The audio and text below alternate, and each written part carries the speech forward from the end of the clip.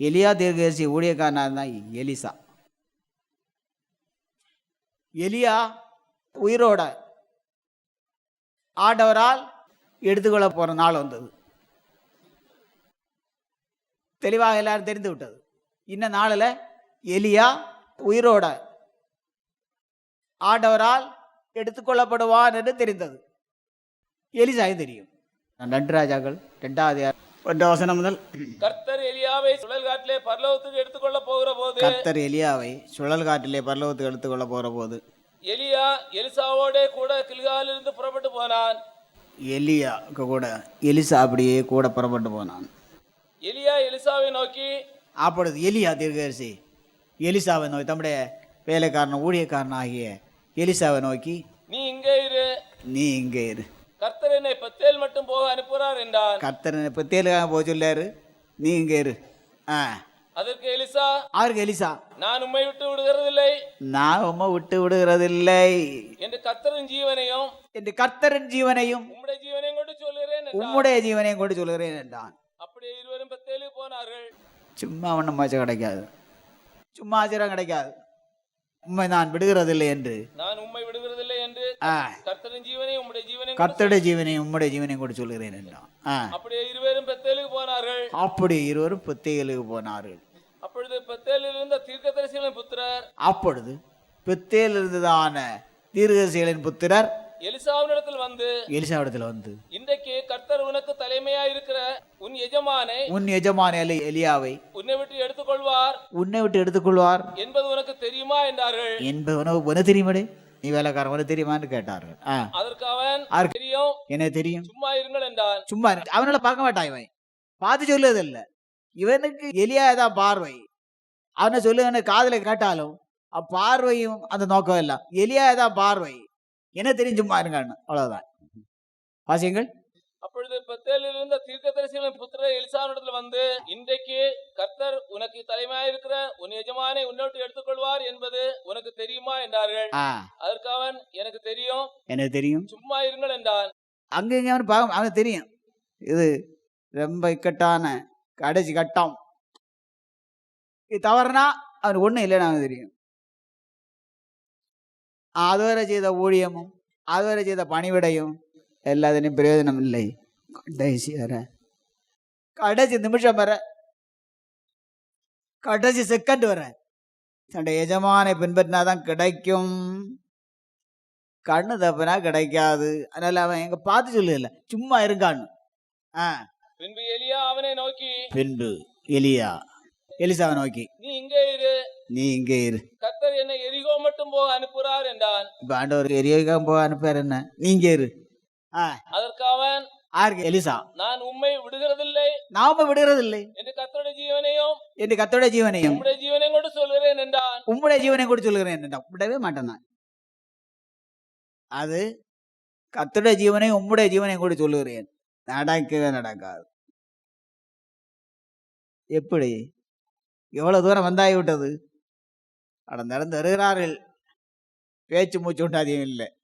அங்கங்கே வரவேதில் ஒரு பேச்சு தவிர வேற பேச்சுகள் ஒன்று கிடையாது, வேற கேட்கத ஒன்று முடியாது. இன்றைக்கு போறாரு, அது தெரிந்து போறது. பேச்சுகள் வேற ஒன்றும் இல்லை, இவ்வளவுதான் பேச்சு. அப்படியே அவர்கள் எரியோவுக்கு வந்தார்கள். அப்படி அவர்கள் எரியோவுக்கு வந்தார்கள். எரியோவில் இருந்த தீர்க்கதரிசிகளின் புத்திரர், எரியோவில் இருந்தான தீர்க்கதரிசியின் புத்திரர் எலிசாவினிடத்தில் வந்து, எலிசாவிடத்தில் வந்து, இன்றைக்கு கர்த்தர் உனக்கு தலைமையா இருக்கிற உன் எஜமானை, உன் எஜமான எலியாவை உன்னை விட்டு எடுத்துக்கொள்வார், உன்னை விட்டு எடுத்துக்கொள்வார் என்பது உனக்கு தெரியுமா என்று அவனை கேட்டார்கள். கர்த்தர் இன்றைக்கு உனக்கு தலைமையா இருக்கிற எஜமானாகிய இந்த எலியாவை எடுத்துக்கொள்ள போறான் போன தெரியுமா என்று அவர்களும் கேட்டார்கள். அதற்கு அவன், எனக்கு தெரியும், எனக்கு தெரியும், சும்மா இருங்கள், அங்க பார்க்க மாட்டான், அதனால பார்த்துக்கல இல்லை, சும்மா இருக்கு, என்ன தெரியும். அங்க பார்த்து அப்படி போனா அவனுக்கு தெரியாது, அவர் போவார். அந்த கரிசனை வேற ஒன்றும் இல்லை, அதுதான் கரிசனை. அதுதான் கரிசனையும், அதுதான் அந்த பார்வையும் அவனை சிந்தனையும், வேற ஒன்றும் கிடையாது. அது என்ன சொல்லுகிறார்கள், அதுக்கு ஒரு பதில். அதெல்லாம் என்ன தெரியும், சும்மா இருங்கள். பின்பு எலியா அவனை நோக்கி, பின்பு எலியா எலிசாவை நோக்கி, நீ இங்கே இரு, நீ இங்கே இரு, கர்த்தர் என்னை யோர்தானுக்கு அனுப்புகிறார் என்றான். கர்த்தர் யோர்தானுக்காக போச்சு இல்லை இருப்போம். அதற்கு அவன் நான் உம்மை விடுகிறதில்லை என்று கர்த்தருடைய ஜீவனையும் உம்முடைய ஜீவனையும் கூட சொல்லுகிறேன் என்றான். அப்படியே இருவரும் போனார்கள். பின்னும் நடந்து போய் கொண்டே இருக்கிறார்கள். தீர்க்கதரிசிகளின் புத்திரரில் 50 பேர் போய் தூரத்திலே பார்த்து கொண்டு நின்றார்கள். அவர்கள் இருவரும் யோர்தான் கரையில போய் நின்றார்கள் 2 பேரும். அப்பொழுது எலியா தன் சால்வையை எடுத்து முறுக்கி தண்ணீரை அடித்தான். அது இருபக்கமாக பிரிந்தது. அந்த ஆறு ரெண்டா பிரிந்தது. அவர்கள் இருவரும் உலர்ந்த தலைவழியாய் அக்கறைக்கு போனார்கள். தண்ணீர் இல்ல உலர்ந்த தலைவழியாட்டு மறுகரைக்கு போனார்கள், அக்கறைக்கு போனார்கள். அவர்கள் அக்கறைப்பட்ட பின்பு மறுபக்கரை போன பிறகு எலியா எலிசாவை நோக்கி நான் உன்னை விட்டு எடுத்துக்கொள்ளப்பட போற தெரியும். நான் உனக்கு என்ன செய்ய வேண்டும் என்று கேட்டான். நான் உன்னை விட்டு எடுத்துக்கொள்ளப்படும் முன்னே நான் உனக்கு செய்ய வேண்டியது என்ன கேளான்னு சொன்னார். அதற்கு எலிசா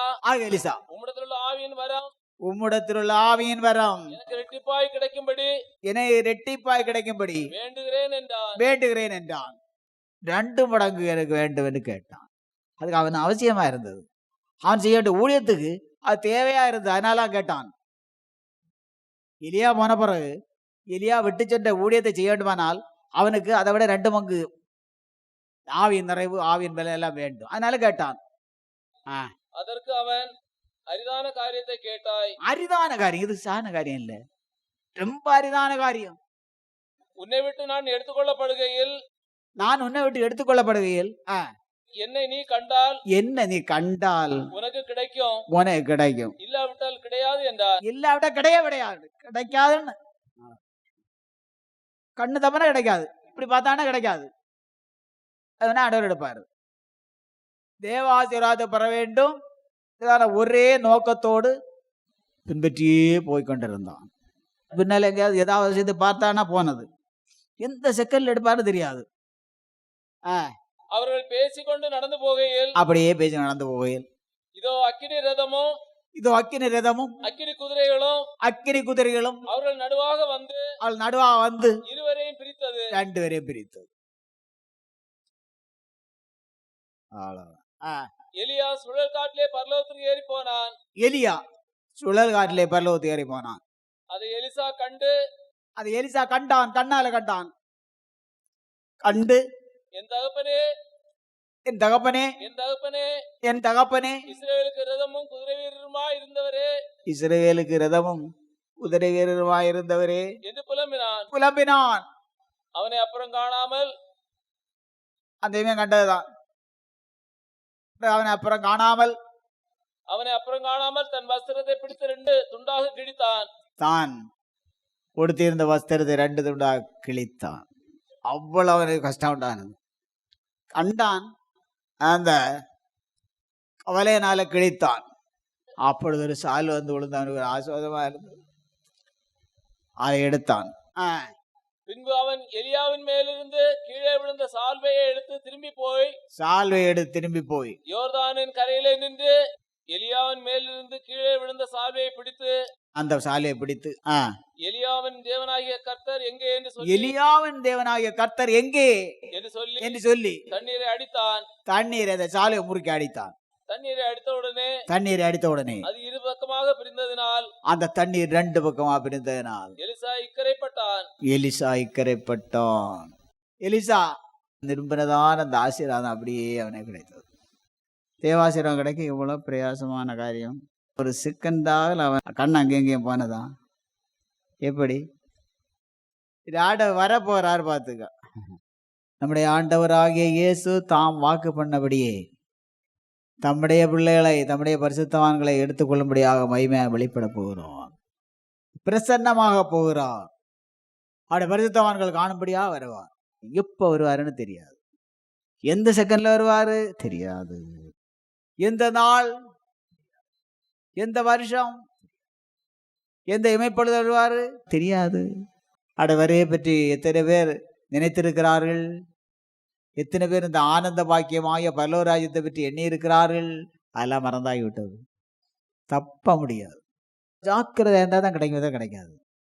எலிசா எவ்வளவு ஜாக்கிரதையா, எச்சரியா, கவனமா, செகண்ட் விட அவன் அஜாக்கிரதையா இருந்த கிடையாது. அதனால கிடைத்தது, ஆசீர்வாதம் கிடைத்தது. அதுபோல பரலோகராஜ்யம் கிடைக்க வேண்டுமானால் எவ்வளவு ஜாக்கிரதை தேவை, எவ்வளவு கவனம் தேவை, எவ்வளவு விழிப்பு தேவை, எவ்வளவான ஆயத்தம் தேவை.